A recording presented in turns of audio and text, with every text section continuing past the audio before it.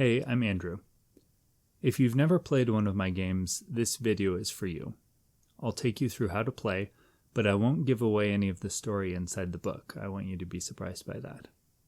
So, I'll tell you about this game. It's all inside a book. We'll get scissors, dice, tape or glue, and lots of crayons and stuff to play the game. You don't have to color if you don't want to, but it's great fun if you love creativity and coloring. You don't have to learn any rules before. You can just sit down, open the book, and play. We'll be adventuring together. First, we'll create our characters. 2 to 6 people can play at once. I'll just make one character. We'll cut things out of the book, but we don't have to. If you want to keep the book in perfect condition, we have a computer file that's included for free. That is all the pages that we cut up. If we just print that out, we can cut those pages up as we need them. That means we can play over and over again with just one book. Here he is. As you can see, I can write whatever name I want at the top, and then I have strength, smarts, and sanity. These are numbers that tell us how strong, smart, or sane our character is. I'm going to roll a die to increase those numbers a little bit as a part of making our character.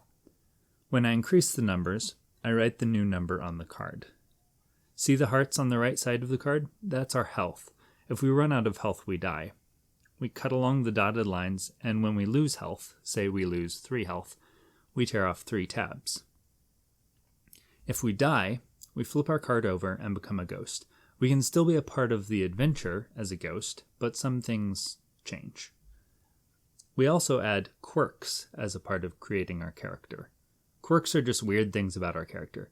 So let me pull out the quirk table. We'll roll 2 dice and see which quirks we get. We can write these quirks on our card, and we can draw them on our card if we want to. So let's just say I roll. All right, I will go ahead and pretend like I'm rolling dice for these quirks. All right, so let's say I rolled a 3 and a 6. We just followed the column and the row for 3 and 6, and that means we can either have ticklish feet, or we can think everyone is a member of our family. So lots of crazy things can happen with characters with the quirks. So we do those as a part of making characters. We'll also get gold and a decision card. A decision card will help us keep track of the choices we made. As we go through the story, we'll make choices big and small. We'll keep track of them by circling them on this card. So let's say we meet a jellyfish and we decide to attack it with our sword. We would circle A1, we attacked a jellyfish.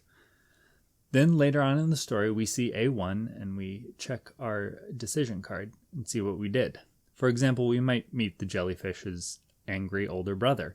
And if we have A1, we attacked jellyfish on our card, then his older brother might be super angry with us. So while we play the game, we'll be making lots of decisions like that while we read the story together. We'll also be able to use gold to buy things, like this diving helmet. This diving helmet costs 2 gold, so we can buy it and glue it to our character. The diving helmet gives us +1 strength, so we'll add that, and +1 armor.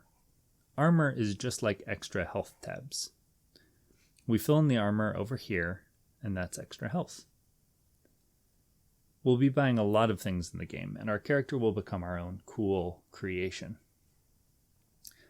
There will also be small games we can play in this story. For example, let's say you're fighting an angry shark.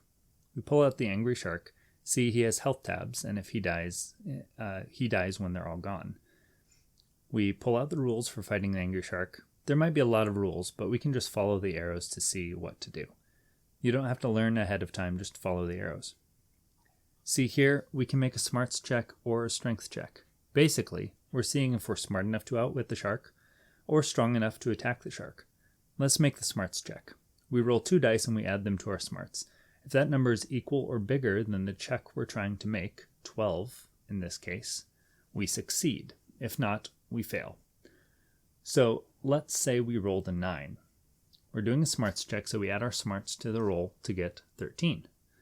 That is equal or bigger in this case, so we succeed.